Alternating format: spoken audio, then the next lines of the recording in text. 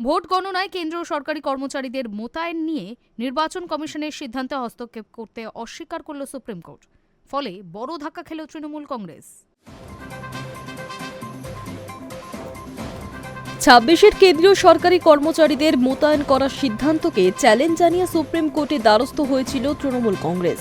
কিন্তু শনিবার শীর্ষ আদালতের বিশেষ বেঞ্চ স্পষ্ট জানিয়ে দিল এই প্রক্রিয়ায় হস্তক্ষেপ করবে না তারা।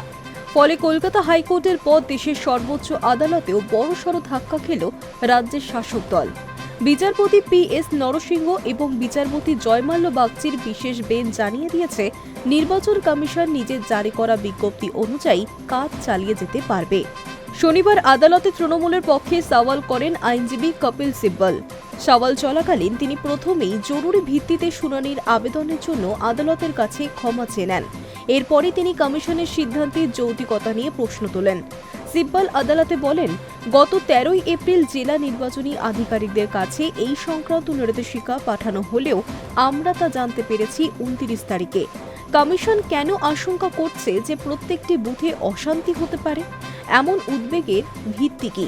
প্রত্যেকটি গণনা টেবিলে মাইক্রো অবজারভার হিসেবে ইতিমধ্যেই একজন করে কেন্দ্রীয় সরকারি কর্মী রয়েছেন। তাহলে নতুন করে আরও একজন কেন্দ্রীয় কর্মীর প্রয়োজন কেন পড়ছে? তৃণমূলের আইনজীবীর মূল আপত্তি ছিল রাজ্য সরকারি কর্মীদের ব্রাত্য রাখা নিয়ে। তিনি দাবি করেছেন, সার্কুলার বা নির্দেশিকা অনুযায়ী গণনা টেবিলে রাজ্য সরকারি কর্মী থাকা উচিত, কিন্তু এক্ষেত্রে রাজ্য মনোনীত প্রতিনিধিদের নিয়োগ করা হচ্ছে না।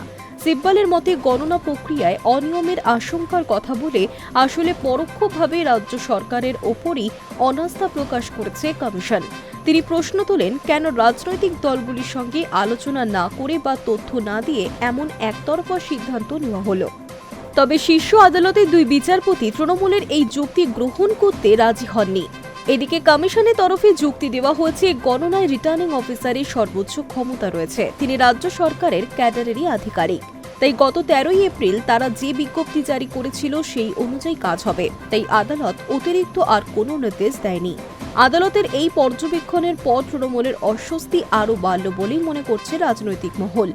কমিশন সূত্রে খবর, গণনা প্রক্রিয়ায় স্বচ্ছতা বজায় রাখতেই এই বাড়তি সতর্কতা নেওয়া হয়েছে।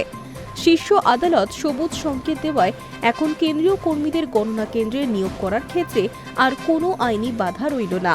৪ মে গণনার দিন প্রত্যেকটি টেবিলে কেন্দ্রীয় প্রতিনিধিদের কড়া নজরদারিতেই ভাগ্য নির্ধারিত হবে প্রার্থীদের।